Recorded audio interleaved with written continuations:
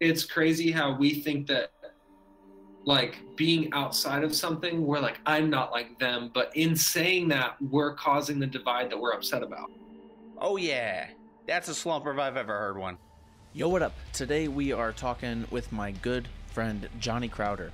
He is in a band called Prison, used to be in a band called Dark Sermon, and me and Jonny have quite a history together. We toured together, that's how we met, but me and him quickly connected and have a lot of similarities between our personalities and things about our life, to where we became really good friends and hung out quite a bit after the tour, and even had like a music project that we were doing together and whatnot. So Jonny has been one of the people I've been really wanting on the show because I know a lot about Jonny personally, and so I knew that we'd be able to get into a little more in depth of maybe some more personal topics than some of the others. And so we talk about mental health, we talk about religion, we talk about just music in general, we talk about all the stuff in this.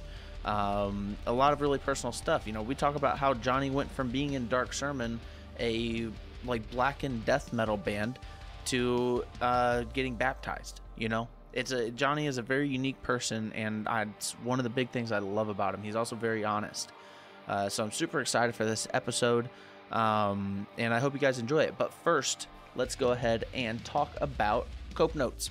What Cope Notes is Jonny's way of reaching more people through mental health. He's a very big mental health advocate, and so what he has done, he has set up a text-based help software where you can come here onto his website, copenotes.com, and you get personalized texts every single day that come at random times of the day that you never know what you might be feeling at that time, but this text could literally help you in so many different ways. So you come to copenotes.com and check out the website and see if it's something that might help you if you're, feeling like life might be a little tough. But let's go ahead and get into this podcast. Again, thank you for being here watching, and please like and subscribe below so you can see when I post more like this. Appreciate it. Let's get it going. What's up? We are here with Jonny Crowder, one of my favorite people in the world, actually. How you doing? Well, now that I heard you say that, I'm on top of the world. Heck yeah. Me and Jonny have a bit of a history together. Like, we met on a tour we both were doing with Chimera, but we kind of kicked it off and then became friends and hung out a lot in Florida. So we ended up living near each other, and it was just like, I don't know. I think we bonded more so than just being dudes on tour together. And so this one I'm super excited about, not only because we're friends, but because Jonny is one of the most interesting people I've actually ever met. So this one I'm super excited for. So yeah, you're looking good. Thank you. I'm hoping that I can live up to the Dos Equis guy in the interesting factor. I think you will. So yeah, man, the first thing to talk about, let's talk a little bit about Prison. Jonny is in a band called Prison. Used to be in a band called Dark Sermon. But how was that? Because I was kind of there with you through your whole starting up on Prison and everything. It's cool to see that it fully came to fruition and now touring and doing all this cool stuff. So what was it like being in Dark Sermon, kind of an established touring band, going into something brand new that's a different genre that, like, you know, what was it like? I didn't want to let go for like the first year. Like when I saw that Dark Sermon was sort of having issues and not really being as productive and active as I wanted, my first instinct wasn't to jump ship. I think a lot of band members are like, oh, it's not working, I need to dip. And I definitely feel like I did my due diligence, like trying to keep us together and stuff. And then it became so hard to let go because I was like, oh, this is my baby. And we already, like you said, not a lot of people, you know what I mean? People knew who we were, and we had been around for long enough to where if I said Dark Sermon, they were like, oh yeah, I'm familiar. Yeah. So the idea of starting over with something new was so scary. Like in my head, I played out like Dark Sermon's first tours were really just not glamorous, and like playing like pizza shops and like, venues where we show up and it's like someone's backyard. Yep. So in my head, I was afraid that prison starting over would be like that, and it hasn't been. Because if you do anything for 10 years, even if it's under a different name, it's not going to be like it was when you first started, because you learn so much. Exactly. And that's the thing, is like, it's the same thing with me. I've contemplated a ton of projects. Me and Jonny actually had a project we were working on for almost like 2 years. But like whenever you very first start, you kind of just like hit it like with your face. You just go just straight in, like no matter what happens is what you're doing. But once you have experienced all that and you know how to do it properly, you don't have to go through those freaking crap stages as much. There's still crap stages no matter what level your band's at, but it's not so much so. And so, like, I mean, I know that you guys got hooked up with JJ right off the bat, didn't you?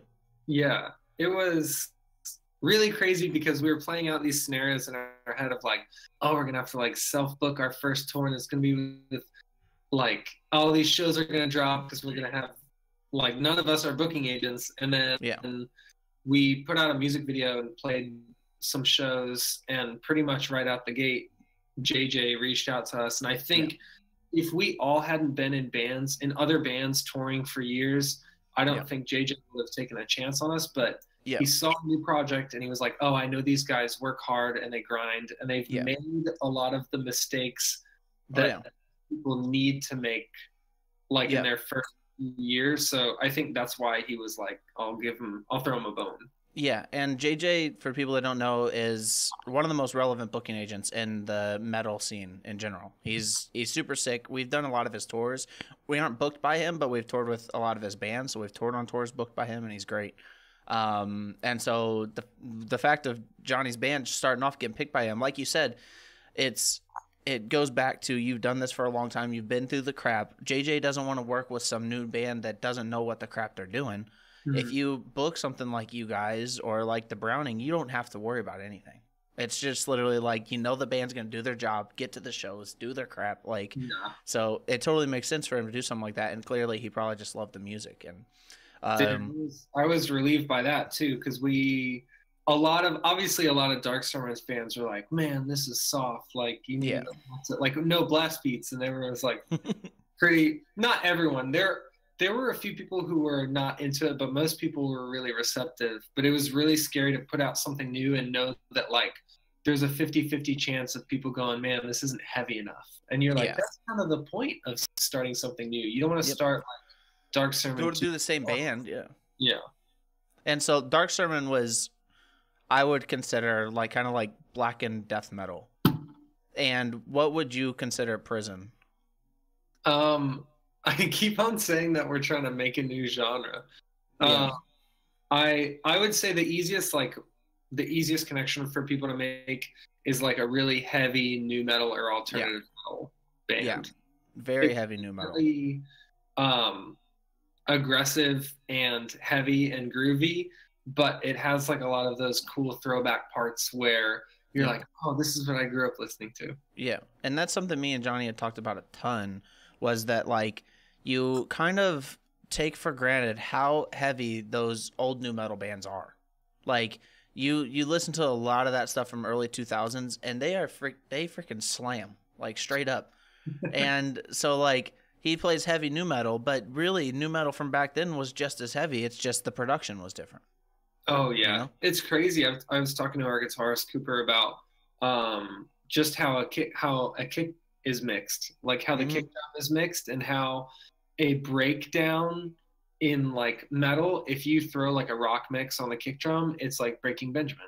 And you listen to Breaking Benjamin, if you were to mix that like a metalcore band, it would be a full-on breakdown. Yep, exactly. A lot of stuff like Breaking Benjamin, Disturbed, like their stuff is straight up breakdowns. And if you just put like hardcore vocals over it, dude, people would be moshing and smashing each other. So it's like people take it for granted, man. Like you can, and a lot of heaviness to me comes from the feel of the music and a lot in the vocals.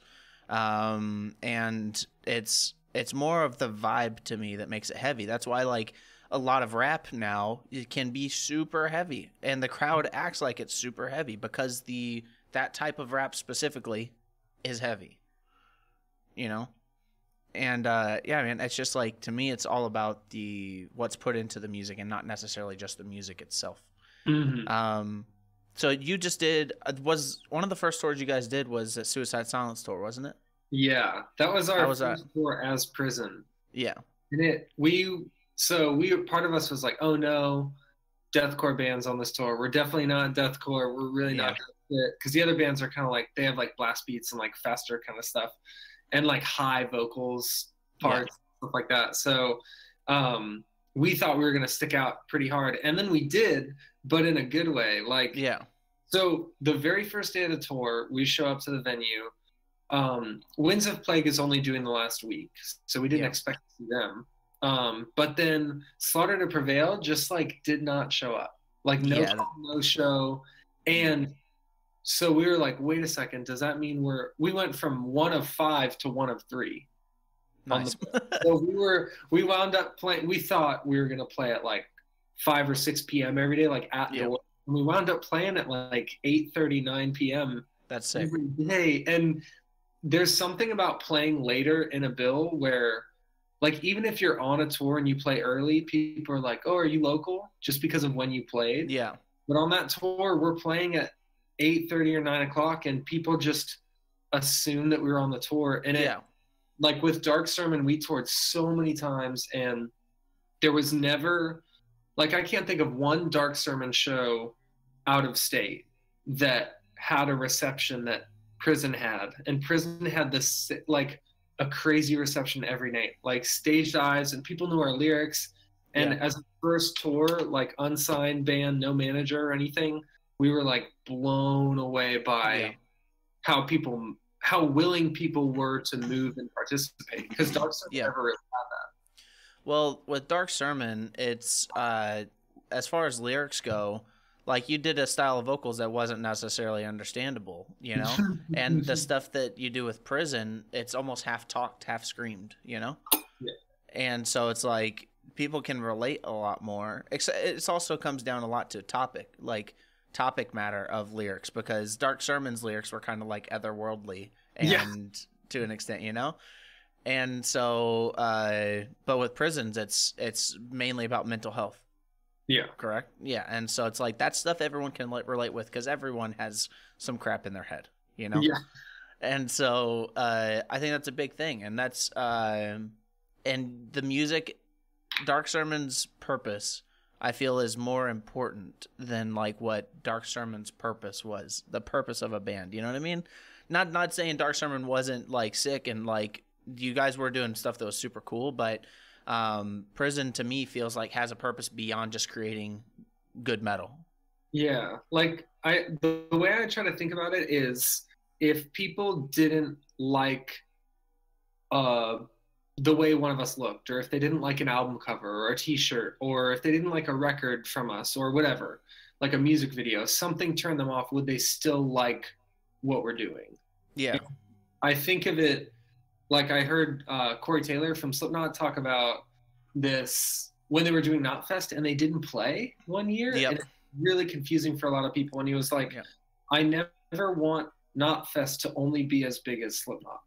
Yep. And I was like, wow, I never want anything I do to only be as big as me, or only be as a song, or like so many bands will never grow out of some song that they wrote. They're like, oh, play that one song that we all know. Yep. And I've never, anything creative that I make, I want it to be bigger than the one song or the one music video. Yep. And that's something a lot of bands struggle with. Like, I think Bring Me the Horizon's the perfect example of, whenever they put out new music, they only play new songs. They say F the old stuff. They'll randomly play like an old song, but they'll play pretty much all new songs. And that's something that you guys could definitely do, because every song has a meaning to it. So it's not like you're never going to have that same meaning ever again. And so it's like, I don't know. I think the stuff is super cool. And like you said, you feel already like you guys have done 2 tours now, or 2 tours now. And do you already feel like people are more connected to Prison than were ever connected to Dark Sermon? Oh, dude, even before we even did our first tour with, like, Prison had pretty much out the gate, the response was like people liked Dark Sermon, but people love Prison. And I think, like, more people listened to Dark Sermon than we had more fans, but like the amount of people who are invested in Prison and will like drive hours upon hours to see us, will like buy merch the moment it drops and like music video the moment we put it out. It's like you hear that phrase, like, if you have 1,000 fans, you'll be successful. You don't need like 1,000 or 1,000,000. You just need 1,000 people who care a lot about what you do. And I think Dark Sermon had way more people who liked us, but Prison has a much smaller group of people who know us, but they live and die Prison, which is amazing. Exactly. Yeah, and that's something that with the Browning I've really experienced. Like, we're not the biggest band in the world, but we'll consistently do, 150 to 250 people every show, no matter the situation. And so we're not doing, 1,000 people a night, but we can consistently tour and draw because we have these fans that are there no matter what. They're going to see us every time we come to town. And, that especially showed. We had a GoFundMe last year. It was like immediately. It was like they were there to support. And that, to me, is more important, I feel, than having all these people that are just kind of on a hype train and then having the people that are there with you forever, Dude, I mean, if you look at, like, so I grew up going to hardcore shows, and if you see, like, the types of people, I mean, this is not obviously across the entire spectrum, but I've noticed that in hardcore, you're in for a little bit and then you're out.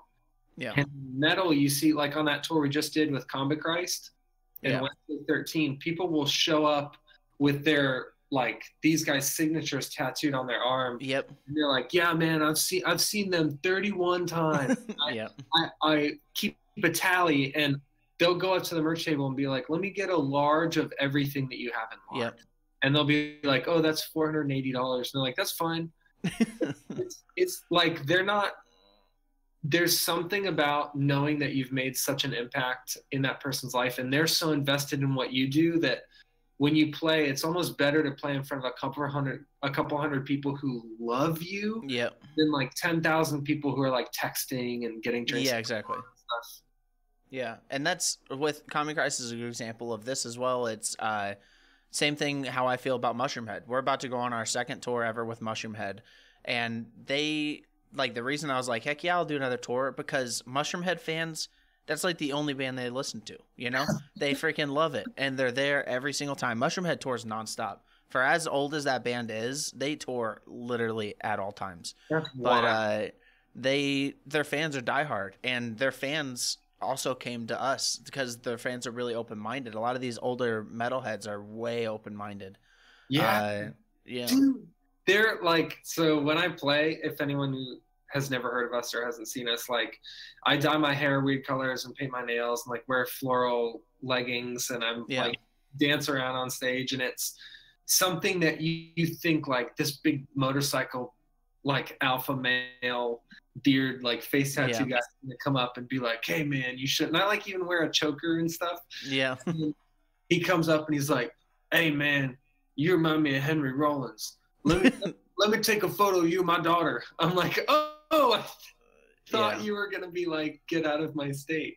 No, dude, they're way more open-minded, because back then they loved people that were just being outside the box, like, and that's exactly why I'll tour with Mushroomhead literally any amount of times that they want us to, because their band is very outside the box, and my band is very outside the box, and I know that their fans would love it. And so that's what, like, our most beneficial tours that the Browning has ever done has always been with older bands. Always. Dude, and, you can't be a normal guy and like Mushroomhead either. Exactly. Like, I just like what I like. It's like, no, you're a weirdo. Exactly. And weirdos are the best, right? Oh, yeah. And yeah, so, like, I'm sure you guys have plenty of touring plans coming up and everything, staying busy and whatnot. Yeah, we're doing a tour. We're actually doing sort of a more hardcore tour. We're doing, or like melodic hardcore. We're touring with For the Fallen Dreams. Oh yeah, I saw that. In a couple weeks, and that's going to be cool because we did like Suicide Silence tour, which I don't know who you think Suicide Silence brings out, but it's like the mayhem people. Yeah. It's not, I mean, they play like Gathering of the Juggalos. They play like, it's not a bunch of, it's not like what you picture coming out to their shows. It's like that, I don't know how else to describe it, like the festival metal type. Well, the mainstream metal people. Yeah. And then so after that tour, we do Wednesday 13 and Comic Christ, which was like goth, industrial, like people who don't listen to metal at all, really. Yeah. Like people who listen to house music and like Nine Inch Nails is like the heaviest band they've ever heard. Yeah. And, like, cool. And then after that, to tour For the Fallen Dreams and Sworn In is going to be like 3 distinctly different demographics. So hopefully by the time we headline, if you look out into the crowd, you're going to be like, what type of person is he? Like, does Prison draw? And the answer is like, there's no real rhyme or reason. Exactly. Yeah, and that's how it is for us too. And I feel it is because we've done a lot of those tours. Like we've toured with like some scene bands, and then we've also toured with, you know, Fear Factory, and then so it's like all these. I agree with that. You should try to reach out to as many different spectrums rather than just drawing from one side of it, you know? And so it's the same with us. People, like, whenever we first started, I thought our entire fan base was like 15 to 17, right? And for a while, it kind of was like that because of the techno element. But then through doing more and more tours, our fan base now is more like 25 to 35. Like it's older. When we toured with you guys, I literally pictured like little Hot Topic teens. Yeah. But then, because we set up merch next to you guys, and we'd see people come buy merch, and they were like adults, and like someone wearing like a Behemoth shirt or something. Yeah, exactly. And I'm like, what the? Yeah, and so I agree. You guys should branch out to all these different types of genres to hit and whatnot, and you know, maybe a Prison Browning tour would be in the works. I'd be totally down. Heck yeah. But yeah, man. So let's talk a little bit about cope notes. We've talked a lot about this stuff on each podcast almost, where you need something else besides just a band, you know. And one, because to make a little more of an impact, maybe to connect more with fans, and also maybe make a little bit of money, you know, because being in a small metal band is not sustainable, you know. So obviously Cope Notes is a lot more than just a moneymaker. Like that's obviously not the point of it, but let's talk about Cope Notes a little bit. What is it? So long story short, everyone who signs up to this, it's like an SMS text-based app where you get one text a day that's mental health related, and it sort of targets stuff like anger and depression, anxiety, addiction, stuff like that, and sort of pulls you up out of whatever thing that you're struggling with. Yeah. But they're all, what I like most about it is it's randomly timed. So you get one a day, but you have no idea when it's going to pop up on your phone. So it's like varied content and varied times, and there's something about that randomness that really winds up catching people off guard and actually making a difference. Yeah, you know, they're not sitting there waiting like at 3 p.m. and like, all right, where's my text? They're like, they could be having the worst time of their life at a moment, and it can randomly pop up. Oh, that's cool. Yeah, and that's Jonny is a pretty big mental health advocate. It's been a big part of your life. I think it's a big part of everyone's life, but it's something that you've strongly spoken out about. If you want to go into any detail about that, about like your like what has led to you wanting to help other people in this with this. So when I was growing up, I had and we've talked about this, Jonny, plenty. Yeah. But when I was growing up, I grew up in a very abusive household, and I grew up with very severe mental illness. So like hallucinations, like visual and auditory, to where I would be in my room and I'm like, there's a wolf in my room, and freak out. And someone else would be like, there's literally nothing in your room. And it was so real to me. And after like tons of suicide attempts and like issues with OCD, where I couldn't like touch people, I couldn't touch food, I had like so many rules, and it turned my whole life into I was like jumping through hoops to make myself stay alive. Yeah. And after years and years of that, I just, there were a lot of things that led up to it, but basically I realized not only do I need to start prioritizing my mental health and getting myself back on track, but I also need to educate myself as much as I can about what I'm experiencing, and then speak to other people who are experiencing it, because that whole time I felt like I was the only person in the world. Like you could say, I'm depressed too, and I would think, well, not like me. And Yeah. I would block people out, and now I want to spend every spare second I have letting other people know that, like, yes, your slice of it is unique, but there are tons of people all over the planet who, if you told them what you were going through, they'd go, oh man, no way, you too? Are you serious? Yeah. Feeling is priceless. Yeah.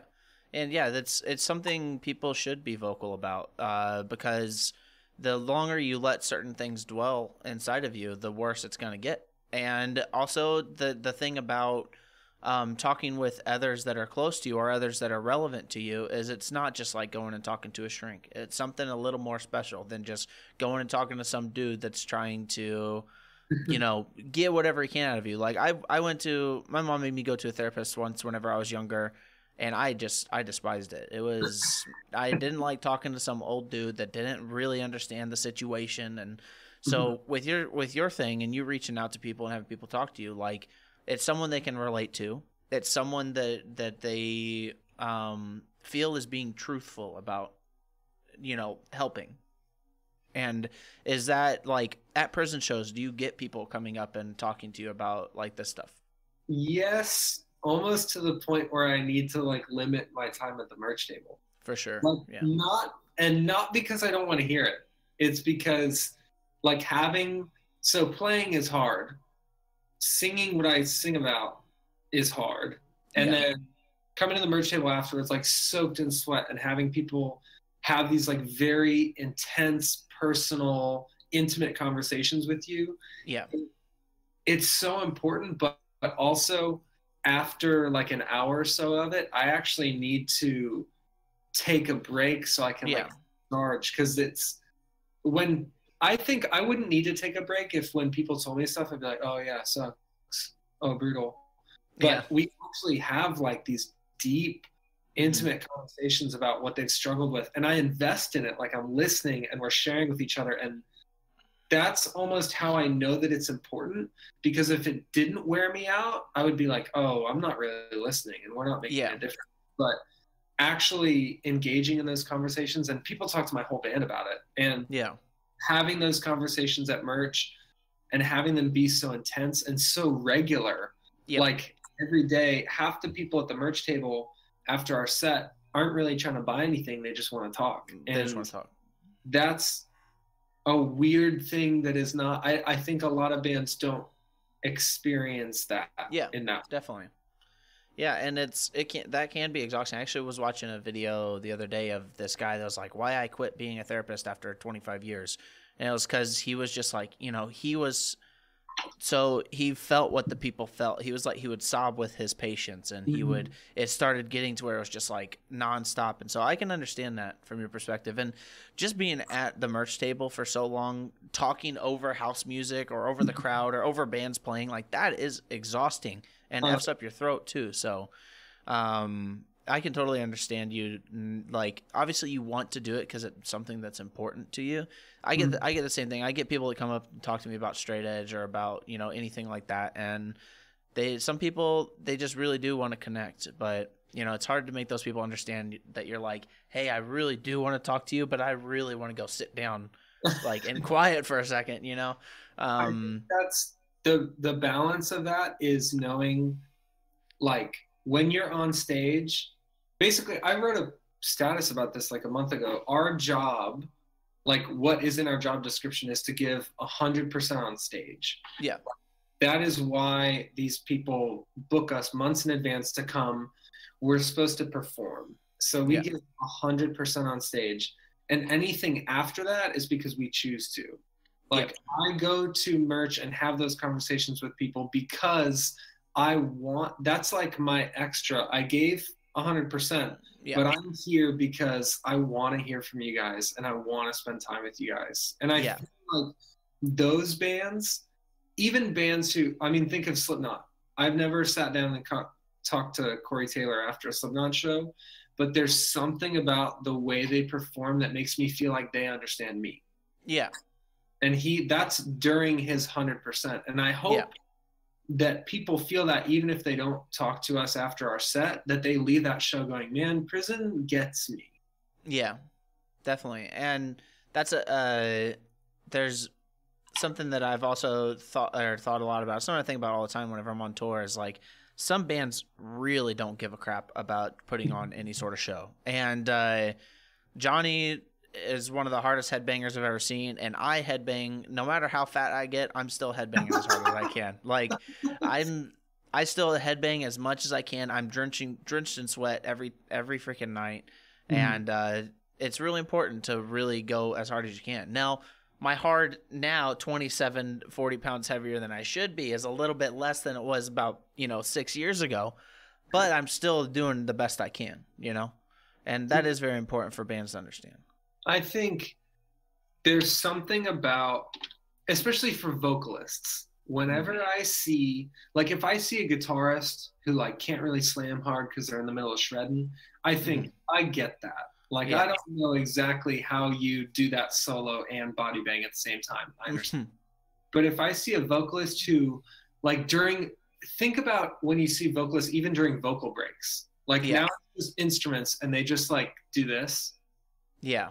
I'm like, dude, what? I can't do it. It's awkward. What's going through your mind right now that you think, oh, I'll have a little break right now. And sit down. Like every time I watch a band, I watch the drummers a lot. I don't know how that happens. Yeah. My eyes just go to the drummer. But when I watch a full band, it's almost like if someone stops going hard or kind of looks like they clock out, it affects my view of everybody. Yeah. Like if the vocalist starts being lazy in my head, like, oh, the guitarist it like makes the whole band look like not a unit anymore. Mm-hmm. Yeah. And that's something I'm actually really working on. Cause like through, me, like we've really taken a lot of time off of touring, just because the band is at a point now to where it can be more special when we tour rather than just grind full time. And so come this tour, like it's going to be a year since we've toured full time, like done a full tour. It'll be a year. And we just did like a 4-day run, went down and played a festival in Austin. And dude, I was shredded. It was horrible. Like, I mean, we did find the crowds were super sick actually, but like I need to start really, usually whenever we used to tour a ton, I would never warm up before a tour. I would never do cardio at home. I would just kind of just get up and do the thing.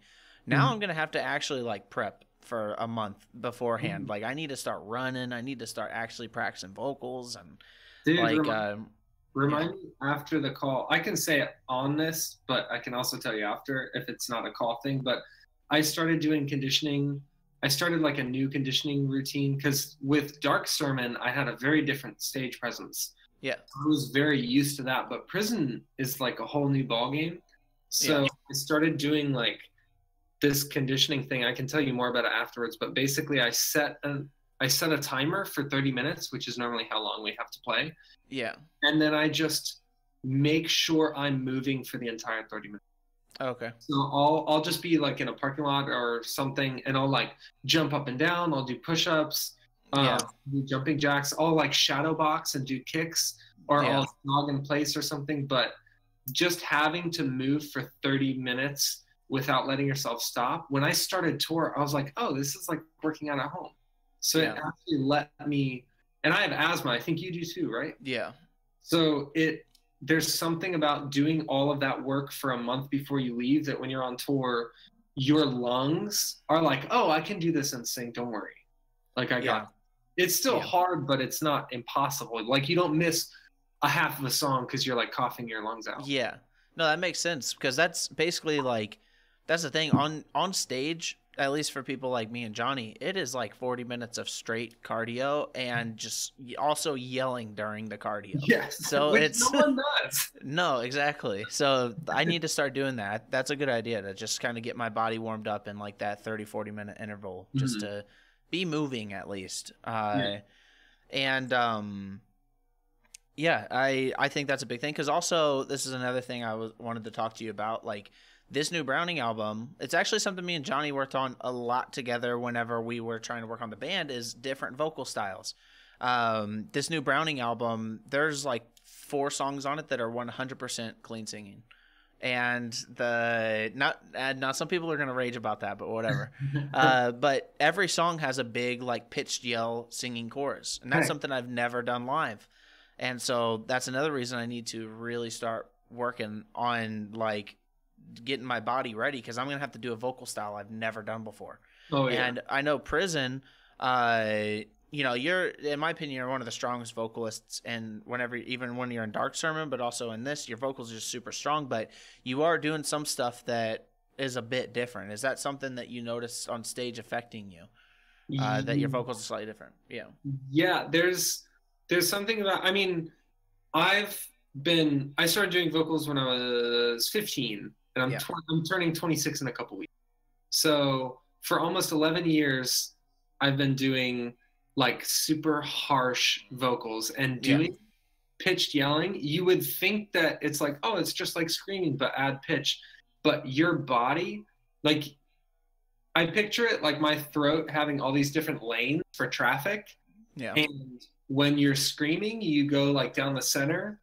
But using, and this is hypothetically, it's not like the actual side of the throat that I'm talking about, but when you do pitch, it's like center lane is closed, right lane is closed. You have to exit here and then go a different way. So your body is super not used to doing that, even if sonically it sounds similar. Like when we scream, we use muscle memory. So we have to literally develop a new track for that muscle memory to go through. Definitely. And it's something that you have to get used to, because the Brownings played over 1,000 shows. And I'm about to have to start doing other vocals I've never done before. I did not know that. That's so weird. We played over 1,000 shows. And so it's like, it's going to be interesting, because like you said, even though it seems like it'd be easier, and to an extent it might be, it's still something you're not used to. Because even the Browning on our last album, I had a lot of these little whisper parts. And it was harder for me to whisper a full line than scream a full line. Wow. Because the whisper just used up so much air. Whenever I scream, I could do just naturally. And so, like, it's going to be interesting. No, that's another thing. I'm about to. I need to. I want to talk to you about that, because now that I'm starting to do more pitch stuff live, my band is like, dude, trust me. And then I posted on Facebook, how does anyone feel about in-ears? And everyone's like, oh, if you're doing pitch, you need them. And I'm like, dang. Yep. I know, and it's actually, I'm going to do a whole vocal rack. I'm going to do like a compressor and some reverb and in-ears and all this stuff, because like, also like my pitched yells and my screams are a little bit different volume, and I don't want to have to be worrying about the mic placement. And so I want a compressor to just do all that for me. And so it's going to be, I'm going to have a big setup where I'm also spending like 4K on lights. We're going to bring our own MIDI light rig with us. Dude, first of all, MIDI lights make every band look like a Michael Bay movie, so it's worth it. Exactly. And second of all, when you said mic placement, like something that I've been really focusing on, and people will laugh at me, like when I'm warming up before I get on stage, I'll have like a water bottle or something. And when I'm warming up, even when I sing here, whenever I do vocal practice, I don't actually have, I just moved into an apartment, so I don't have like a PA or anything like that. So I just will hold, I froze. I'm good. You're fine. I'll hold a microphone plugged in. Yeah. And the microphone has a cable attached to it, but it's not anything. And I'll practice like mic placement, and I'll like change the direction and like the distance. And doing that for years has now helped me do pitch live, because there is such a volume difference. There is, even like if you're holding a microphone like this and then going like that, the difference in volume is I wish they were the same volume, but somehow I think it's that they're also such different frequencies that a microphone doesn't treat them the same. Yeah, and that's and for me it's like whenever I scream, no matter what, this part of my finger is on my upper lip. And the mic is like right here. So there's like this little hole that the sound comes through. If I pitched yelled with it that close to my mouth, dude, that would be horrible. So whenever I do the pitch, I'm going to have to bring it back a bit, you know? And so I don't want to have to worry about a house guy needing to compress my voice properly. I just want to do it myself. And so, and that's another thing, like with progressing as a band, even though you guys are a new band, you're still on a next level of a progressed band. You have to start investing into gear and like next level equipment. Yeah, for Suicide Silence, when we actually confirmed the tour, we're like, all right, first thing we need to do is like we need to get our cabs dressed, like custom mesh. And then we just started thinking about little things. Like on this tour, I just had a chain, like a super heavy. It was way too heavy. It was like people must have thought it was a prop or something, but it was really heavy. Like I almost didn't wear it. But like having little things like that is cool. And I personally connect with stuff like that versus having a backdrop, because everybody has a backdrop. Yeah. But I also think that at some point, stuff like lights and fog and like more traditional show, like production stuff should be considered, because pretty much the only band I can think of that can pull off having no production. I don't know if I told you, I saw Seether like 3 months ago here. Yeah. And so they played on a bill with, it was every band you could think of. Power Man was there. Yeah. Red, 10 Years. Nice. 3 Days Grace, like a bunch of bands. And the craziest thing was all these bands obviously had production. They had like backdrop and like custom LED screens and Starset played, and they had like what looked like a $3 million rig. It was just like unnecessary lights and everything. And then Seether gets on stage and they're like, hi, we're Seether. We don't really have production because we grew up in a time when you just got on stage and rocked out. So just do that. And they literally had nothing said Seether besides their kick drum. And they're in an arena, so you can't even and they're just like wearing flannels. They had no production and they killed it. Yeah, that's sick. Basically, if you're not Seether, kind of consider thinking about production. Yeah, definitely. And especially if you want to stand out at a certain point. And there's also like the stuff you were doing with Dark Sermon. It was minimal, but it was unique, you know? Like I loved whenever we were on tour with you guys, you had those cabs that had the candle wax dripping down them. Yeah. And like that's a minimal thing.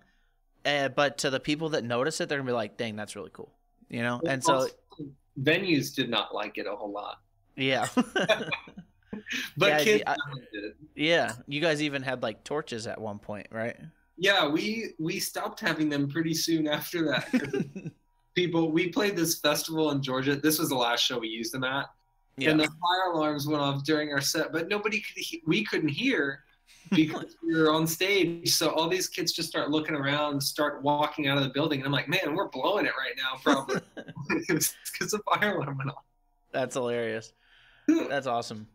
Yeah, and so to kind of just completely switch directions here, a big thing that was a big change for you that was about the time that all this prison change and all this stuff was happening was that you got baptized. Oh, yeah. So let's talk about that. Okay. I literally can hear people hanging up right now. I can hear people closing out of the podcast. No. Like, to be 100% honest, I've been the kind of person who, ever since I was little, I wanted there to be a God really bad.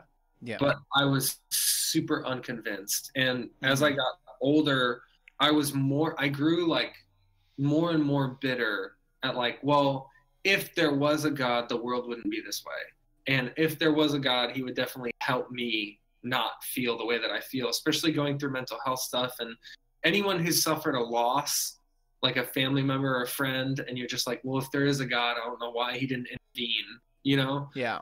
And so all kinds of stuff had kept me from even considering faith. And then when I started touring, you get so used to seeing like 666 and upside down crosses and, you know, like, I mean, every band shirt that I've ever bought had something like that on it. So it becomes so much a part of the culture that when someone says Jesus, your automatic response is like laughter or like, oh, good one, or like a scoff.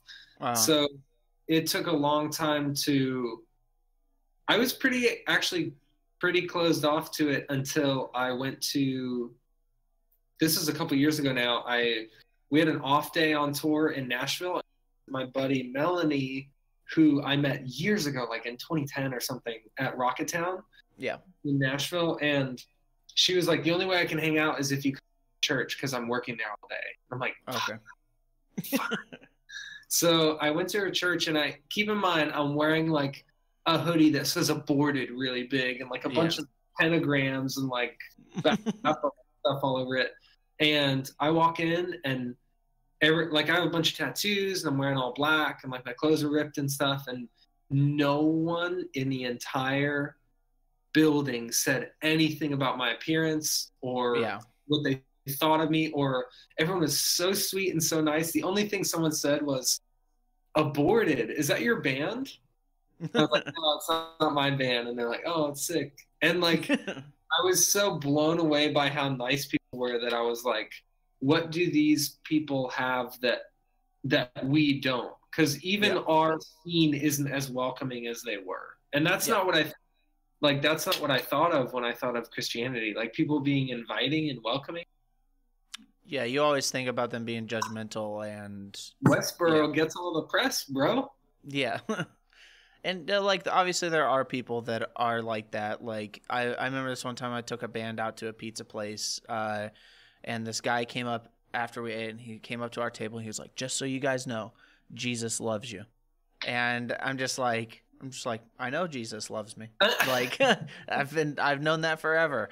Not that I'm religious, but I've been told it, so I assume it's still true.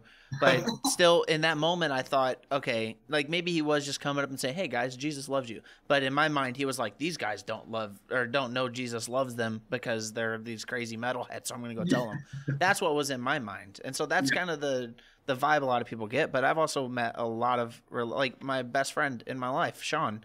He's religious. He does like sermons at his church. He's super religious. His whole family is. They actually run this whole church.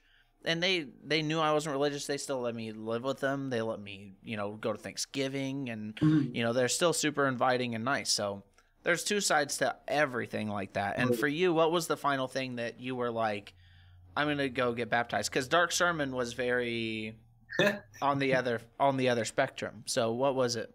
I think... So, like, after that,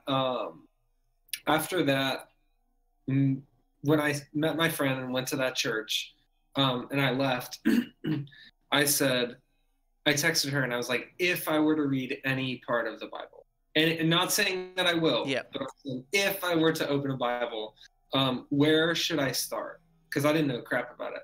Yeah, of course. And she was like, just start at the beginning of the New Testament, Matthew, and then just stop reading whenever you read something that Jesus says that you disagree with. Yeah. And I was like, oh, piece of cake. Like first time he opens his mouth, slam the thing shut. So I started reading, and it tripped me out because the way that Jesus is portrayed in pretty much every song I've ever heard or every book I've ever read or movie or whatever, it's like Jesus is a symbol of like judgment and condemnation and like finger wagging. And then when I actually read the New Testament, Jesus was saying crazy stuff. He's like, all you religious people have it wrong. Religion isn't the point. Love is the point. And like, it's important to, he literally would be like, you can't judge other people. And he was saying all this stuff that we all say all the time, but know he actually said. And the more I read, I realized that Jesus was saying stuff that I have held firm for a long time. He says, like, there's this line about like the only true religion is like donating your time and money and like caring for widows and orphans and like people who actually need help. Like that is the definition of religion. And I'm like, oh dang. But then there's other people in the New Testament who are like religious leaders, and they say stuff like, oh, you're not wearing the right clothes, or you're not giving enough money or you're not singing loudly and it's all rule based. Yeah. You realize that that's what I thought Jesus was like. Like, you're not following the rules, but actually Jesus came and was like, man, the law isn't the point. Yeah. So after that, I started checking out churches in my area and just realized, like, I spent my whole life being mad about the wrong things at the wrong people. Yeah. Definitely. And that's a big thing is, so like a lot of people that are like anti-religion are actually more closed-minded than they actually realize they are, because you should be able to listen to someone's reasoning as to why they believe what they believe and or why they do what they do without judging them and without getting mad about it or whatever. Like, you should be able to do that. And so whenever these people who like don't believe in God and don't believe in this and don't believe in this talk about being open-minded, I'm like, but you're actually not. Like, it's, to me, it's you should be able to, like you said, walk into a church and realize, dang, these people are nice, and then read the book and be like, dang, this is what, you know, this is supposed to mean. And, you know, what tripped me out so much was, like, I went to a church for a little bit when I was younger, and they like fired the choir director because he was gay. And I'm like, okay, I'm out of here, never come back. Like, if he's not allowed here, I'm not allowed. Yeah. And then years later, I read in the actual New Testament where it's just like, just love other people, period. It's not like love other people if they're straight or love other people if they're white or if they're rich. Like, I feel like the church messed up like a ton of stuff. Oh yeah. It took so much for me to realize, like, Prison has a song called Our Father, and it's about me. I basically left a church because it was prejudice, and then I was prejudiced against Christians. Yeah. And I'm like, man, I'm exactly what I left that church. Like, it's crazy how we think that, like, being outside of something, we're like, I'm not like them. But in saying that, we're causing the divide that we're upset about. Yeah. And to me, I kind of had a similar experience whenever I was a kid. My mom took us to a Baptist church. My mom's always been all over the place with religion. The religion she stuck to the most was she was pagan for pretty much the majority of my life. Mm-hmm. But she took us to a Baptist church when I was a kid. And the thing that made me be like, dude, F religion, was they said you had to love Jesus more than you loved your family and friends. And I was like, I'm not into that. Like, to me, I like, if I'm with, like, why would I love someone I don't see compared to these people that are impacting my life and that I care about, you know?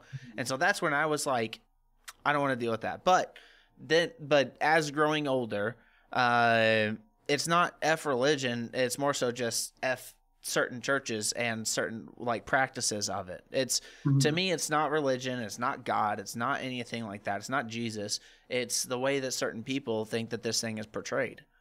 It's people for sure. And I was like, for the longest time, I was angry at the Bible, and I'm like, man, it's not the Bible, it's that people use it as a weapon to, like, attack other people and, like, push their agendas and stuff. Dude, I mean, you can take any quote, like, someone could take a quote from this interview and then phrase it in a way and then explain it in a way that it makes it look like we're the worst dudes ever.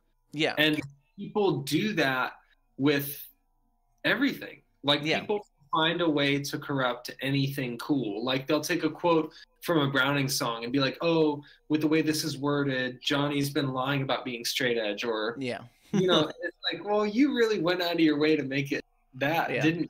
And sometimes you have to realize that it's that person pushing that, not the song. Actually, one of our new songs, I'm waiting for it to drop and see how people interpret it, but in the chorus, the lyric goes, with my final breath, my lungs will fill with fire. And I'm like, people are going to interpret this to be like, I'm going to smoke weed till the day I die. Wow. So I'm waiting. That's not what it's about, but I'm waiting for people to take that. So that's the perfect example. Like, you can read something in the Bible and just totally, someone that has an agenda. They don't like gays, right? So then they just read this thing in the Bible and totally twist it to be like, gays are sinners and should die, you know? Like, and there's people that do that, and then there's a lot of people that don't. You know, I think everyone's biggest mistake, including my own for the longest time, is confusing anything for God. Like, a book isn't God, a song isn't God, like your pastor or your neighbor or whoever introduced you to God isn't God. Like, you learn so much about God just being by yourself and talking out loud. Yeah. Like, that's where you actually, at least for me, that's where I learned about like who God is just by talking out loud and trying to listen. Because it's not, the moment you're like, oh, the Bible is God, or the Bible makes my decisions for me, or whatever, you totally miss, you get stuck on little adjectives and words, and you wind up twisting it to be what you want. But I could never, it's like, why would I read an autobiography about you when I could just ask you? Yeah. That's like, I would totally just call you and be like, well, what do you think about this? Yeah. And for me, my thoughts on God are exactly that. They're my thoughts on God, you know, and it's not something that I saw on a YouTube video. It's not anything like that. Like, I've never read the Bible. I kind of really want to. I would never consider myself a religious person, but I would consider myself someone that believes that there's something much more out there. And I'm not even someone that, I'm not even one to say that I know what God is in my mind, because in my mind, it's something that is unfathomable. It's something that we can't understand. So God could be an alien race civilization that's been around for millions of years sitting out there that did create this earth. Or God could be this sort of being that can create. Or this God could, I don't know, maybe God doesn't exist. Who knows? I don't know. But I know what, in my mind, what I consider the thought of God being. And I know that if there was a God, that God would want me to be on this planet and be a good person, even if I believe in him or not. And so if I do die and then I go and I'm standing in front of God, I don't think, in my mind, my God would never be like, you know what? You didn't actually believe that I fully existed. You're going to hell. I think he would say, okay, I put you on that planet and you are a good person, and that's all that matters. Dude, I literally... People put like God is love on pillows and on coffee mugs and on Facebook statuses and stuff, but I don't think that makes it any less true. Like, I feel like when someone, like when two people hug each other, you see like these hands, or like someone drops their groceries and someone helps them pick it up. Like, in my head, that is like the most clear representation of like what I think God is just like compassion among people, or even from people to animals, or animals to people, or whatever. Like, it's, I think if you pay close enough attention to that kind of compassion, you start to be like, man, God really is us loving each other. Yeah. And that's why I think that everything is here for, is for everyone to just be nice. Like, that's all. Flowery. Like, you need to play a breakdown commercial right now to where we bring it back down to brutal. But yeah, that's my whole thoughts with God. And I thought it was like, you know, one of my someone on band, I don't remember who it was, they were like, did you see Johnny's post? And I went and looked at it, and I was like, that's awesome. Like, to me, it's awesome to feel so full-heartedly about something that you would, you know, because obviously it's something that your typical fans might be like, dude, what the heck? Did you get any backlash for it? Oh yeah, there were definitely some people. I felt, I knew it was coming, but there were definitely a fair amount of people who messaged me like, you know, I used to look up to you, and I'm never listening to your bands again, and like, and it was so, they were like, I feel so bad for you that you got brainwashed. I'm like, dude, the only difference between me now and me before I got baptized is that I really feel this is the only difference. Before I got baptized, I tolerated everybody else. Yeah. And now I love everybody else. Yeah. Because the point, like the reason why I'm so connected with the Jesus thing is that if you believe in Jesus, the whole point of it is that everyone's on the same plane. You're either perfect, which is Jesus or God, or you screwed up at some point. So all of a sudden, I can't be like, well, I'm better than that guy because that guy stole something. And like, you don't get to play favorites. There is no self-righteousness because you all of a sudden you realize, oh, I'm just as imperfect as the person next to me. So I can't, like, I think before I started learning about Jesus, I really did think like, oh, well, he's not straight edge. He's, you know, and I would like look down on people who didn't make the same decisions as me. And after getting to know more about God, I'm like, oh man, every single person on the planet is imperfect. So the moment I go, oh, I'm better than him, I'm missing the whole point. So it actually made me more open. And I think a lot of people were pretty not happy that I was baptized, but I really feel like since then I've actually been quicker to love and support and spend time with people. They're like, oh, you're not going to hang out with me because you're Christian now? I'm like, dude, you're my best friend. Like, I will never not hang out with you. It's the same thing with straight edge. People like think like I still hang out with people that drink. I've been vegan. I haven't ate meat in almost 2 years now. I still go out to eat with people when they eat. Like, it's my personal freaking crap. Like, that's what people don't understand is like any decision I make is for me, not for me to push it on anyone else. Now, you know, vegan is something that I feel very strongly about. And so friends that are very close to me, I'll have conversations with them about it.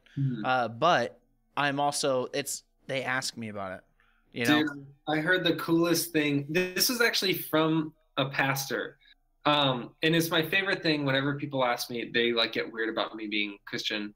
I just say this story because it makes so much sense. Imagine someone's training, like your buddy is training for the Olympics. Yeah.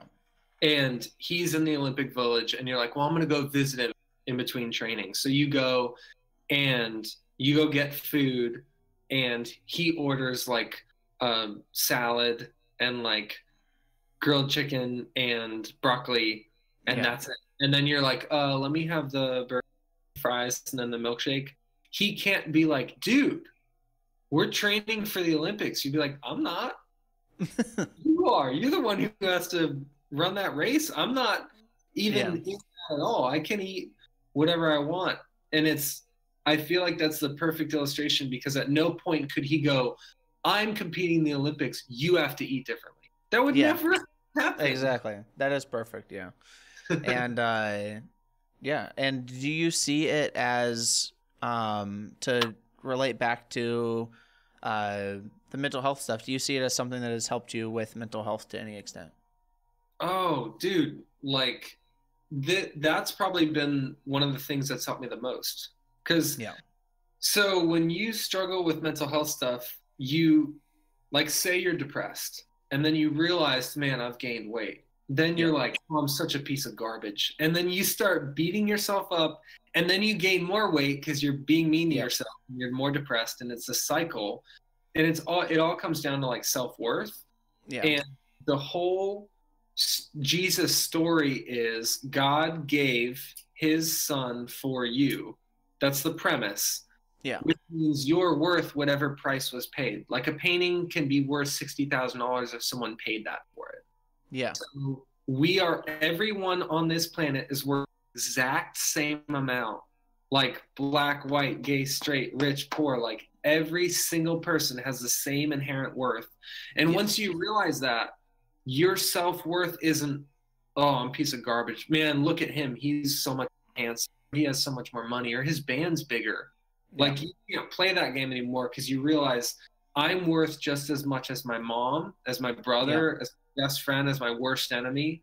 And that helped me start prioritizing mental health because I started thinking like, I deserve to be healthy because my mom deserves to be healthy. My brother deserves to be healthy, so do I.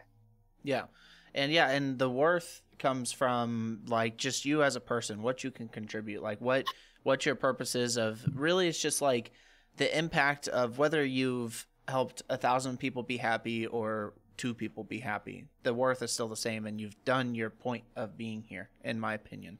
It's just that's the whole point. It's just my big thing that I've really come to recently is just be nice. And and that's a big reason I switched over to like vegan and everything. Is I don't only want to be nice to people, I want to be nice to everything that has a conscience, and that's like a big reason why I went over to that. And not that we're preaching to anyone, it's just a big it's a big thing that me and Jonny are I don't know. I feel like I think about this kind of stuff like quite often, almost every day. I think about this kind of stuff. And so it's a big thing I wanted to talk to you about because it is a big part of your life. Like you have a band and everything else is still just as important as that band.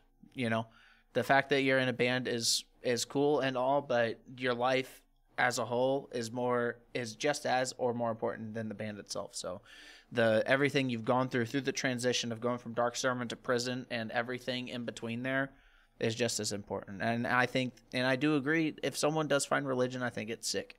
And if they do find something to help them, whether it's with mental health or help them become a good person or help them in some way, I think it's sick. And so I saw that whole transition with you because I might not like your statuses or comment on them, but I read them and I think about them. It's, I feel like with some people you have a bit more of a connection that you don't necessarily have to communicate at all times to have this like a deeper connection, you know? Yeah, I was thinking about how because I told my sister that we had a call and she was like, it's been a while since you talked to him, like probably a couple years. And then this call has been like so fluid that it doesn't. Yeah. I mean, I saw you for like an hour last year and that was probably it for the last couple of years, but this feels totally, I feel like people who tour are better at being able to maintain relationships with constant contact because you meet, like I'll go months without seeing my band members and then see them again. And it's like, you click right back into it. Yeah. And it's, I don't know. It's something strange. It's another thing I've been thinking about with like metal scene and because I feel like one of the highest populations of people that are vegan are in the metal scene. And I feel like it's because there's just some sort of connection that whenever you're touring with this people and you kind of see these ideals that everyone has, you kind of, I don't know, connect with these people in a way where their ideals start like passing off onto you. And that's why I feel like the metal scene has such a vegan presence, you know? Because you can never walk around in a store and find 10 people that are vegan in the whole store, but you go to one metal concert and you're gonna find like 30 vegans. I think it's weird. Also, there's something that has proven true in every show I've ever been to is like when I look out into the crowd on stage, I don't see a bunch of people who are like have it all figured out. Yeah. Or who are pretending that they do. Like, I see, like, you don't go to a show because your family's super rich and you're getting along with your girlfriend and your car's all paid off and you have a great job and you're super happy about your body type. Like, that's not the type of person who goes to a show. I mean, these people go because stuff sucks. Yeah. And this is their place to just be fully present and not worry about all those things. And I think that's why a lot of conversations about mental health and even like sexual abuse and even like talks about religion or eating conscious, whatever, can come up with shows because this is a place for people who, whether they say it outright or not, are trying to figure out. They're trying to figure it out. They're not pretending that they did figure it out. Yeah. Well, yeah, and that's why stuff like that that prison talks about is so relevant to these people is because like you said, this isn't freaking Lollapalooza where people go and see Katy Perry or something and they people think they're perfect. It's not that to any extent. Metal has some roots in just like being I don't know, having like some sort of built up something in your mind. And so whenever you have an outlet like prison, it's it just speaks to them so much. And like the Browning has a lot of stuff like that too. The Browning stuff is sometimes obviously you have a theme for a band, and the Browning stuff I make to be a little otherworldly or like out of this world but still related in some sort of way. Like we have a lot of stuff. Like I was showing one of my fans some of our new songs and I was explaining to him like one of them was actually a lot of the song is a lot about God, and I'm worried that people are going to think I'm like talking bad about God. But the song is like quite the opposite. And so I was explaining to him the meaning. He was like, dang, this crap is deep, dude. And I'm like, yeah. I mean, for people that actually want their music to mean something, like me and you, the music does get deep and it's very personal. And I could go on for an hour about a topic that one of my songs is about, Mhm. And the metal scene, just like you said, those people need something like this, and the shows are an outlet. They can go there and be around other people wearing black skinny jeans and, you know, not care about their tattoos or gauges or what their body type is. You can just go there and just experience this, you know, this experience you can get nowhere else, literally. Dude, You know? I feel like people who, especially on that Comic Christ tour, like you got to pick, like Comic Christ and Wednesday 13 have some weird fans. Yeah. And then Nightclub is like this goth pop synth, like female fronted, like Britney Spears kind of. It was like just the people who showed up. We were joking like, oh, it's going to be like the people who wear those steampunk goggles and the people who have the big thick dreads that are all neon and like the people who are doing that. And then we show up and it is that. And when I was on stage looking out, I was like, I'm so happy to be a part of a subculture where people have a place for that. Like people who, I really feel like people would look at the line for the show and, oh, what a bunch of lost souls, what a bunch of freaks, what a bunch of... Just because they shave their face clean and drive a nice car doesn't mean they're 10 times... Like, they're probably 10 times more screwed up than we are because they don't have a place for that. They, like, yell at their wife and slam their door and, like, punch a stranger in a bar because they don't have what we have. Yeah, and they're trying to hide the crap whenever people in our scene aren't trying to hide nothing. Dude, that's why I was so... And that's probably why you love doing Mushroom Head tours, because you look out at those people and you're like, y'all are not running from who you are. You're like, this is who I am, and I'm trying to figure it out. And I feel like in pop and like in just regular culture, like if you go out to a bar or something, you see a bunch of people who are like, I'm going to do my makeup just right or cut my hair just right or press my shirt just right because I don't want people to know how screwed up I am.